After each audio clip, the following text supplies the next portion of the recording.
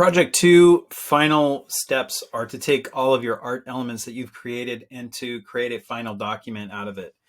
So if I'm looking through this assignment, step 1, understanding what your art elements or design elements are.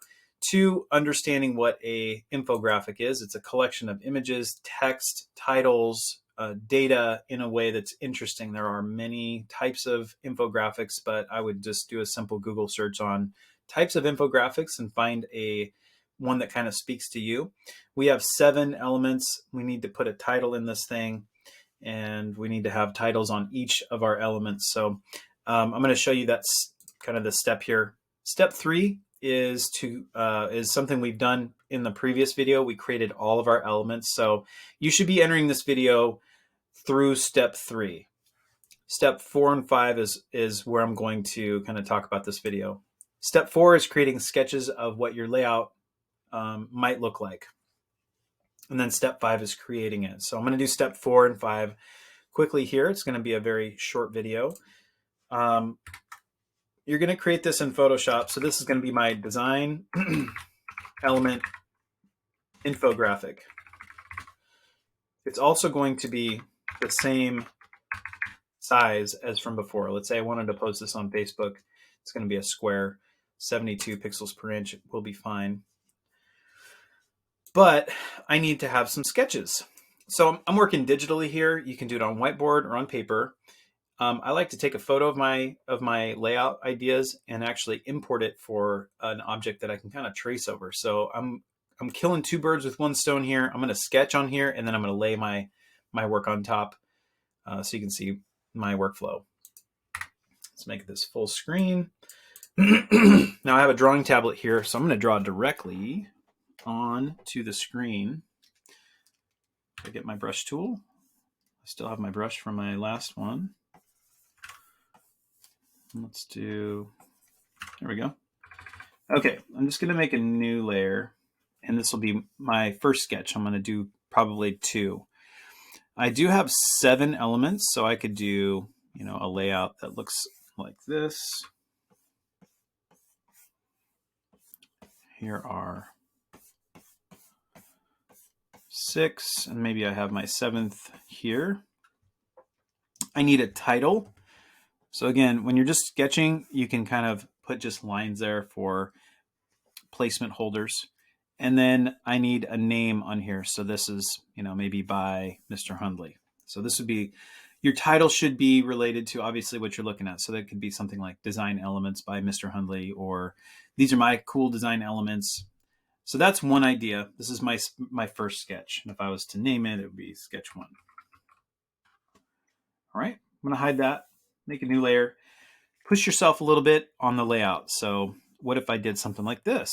There's 1 spot there. Maybe there's 2, 3, 4, 1, 2, 3, 4, 5, 6, 7. 1, 2, 3, 4, 5, 6, 7. And then I have my title and my name here. That's a very different idea. Third idea. Let's come up with something different here. So if maybe I did some curves. I'm just going to draw some shapes here.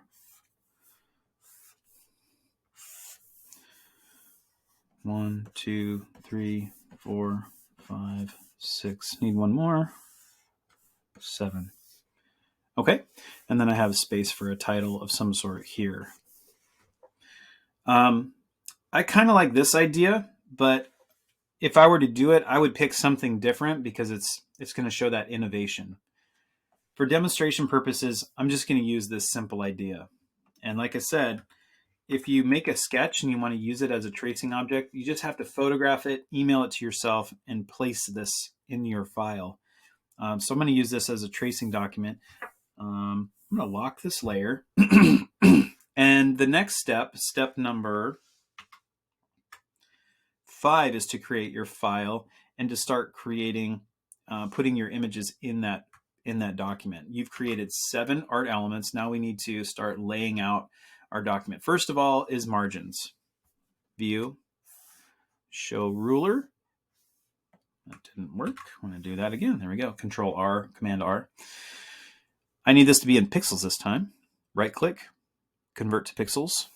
So now your ruler's in pixels, and it's going to show you pixels. I want your margins to be around 20 pixels around the outside. So I would just quickly kind of lay those down. Notice I am not concerned with them being perfect. If I have a 1,000 pixel document, that should be 980, and this should be 980 as well. So this is my boundary that I need to stick within, especially for text. My next step is to create my layout. I'm going to use the shape tool for this. Just going to draw some boxes. If you hold shift, you'll get perfect boxes. My property box pops up there. All right, so I'm just going to name this. This will be my first color, my first element color. I'm just going to demonstrate this one time, and I'm going to let your imagination kind of run wild with how you would create this, the rest of it. Create a shape, and then you're going to import your elements. You can do this all at once or one at a time. I'm just going to show you one. So you got your shape layer, file. Let's see, we're going to place embedded. There we go. And then you're going to find your element that you want to import. Let's say this is the one I want to import. It's going to place it. It's just as large as your document. Remember, we made them all 1,000 pixels. And then we're going to create a clipping mask.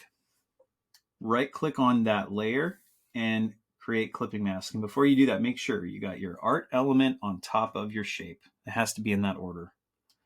Right click, create clipping mask, and it places it, if you look closely, it has this little down arrow right here, and it places it inside of this shape. And so what's cool is you can just drag this around.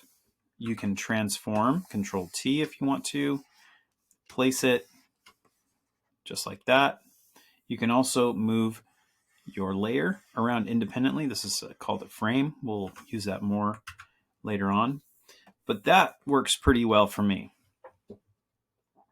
You'll need to have a title for each element. So the next part is using your text tool, type tool. I'm just going to click and drag. This is really small. So my art element, I at least need the name of the element. So I'm going to go color. My text is white. Change that to maybe like a charcoal gray and reposition that. You can place it inside the box, below the box, to the side of the box, however you think it might look best. I'm actually going to change my text to white.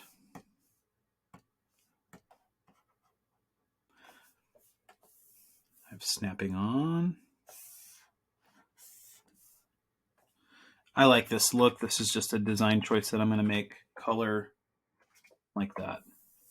So this is one part of your final infographic. You're going to repeat this step 6 more times. So you'll create a shape, place embedded, create a clipping mask, put a title in there. So you should have all 7 elements in your infographic. The final step is to create a title. And for me, my sketch is right there. So this title should be big and bold and viewable, from a distance. So I would choose something simple like design elements. And then you also need your name or your initials by Mr. Hundley. That's what I would put in there. I won't give a demo of that because we've already done text, but that, for me, my sketch, it lives in that little space there. So use your guides. If you need to create more guides for alignment, maybe I have a box over here. You can do that as well. You can drag as many guides as you want to. Alignment helps. You can create, this is called designing on a grid. So we're kind of have this grid sort of thing going here.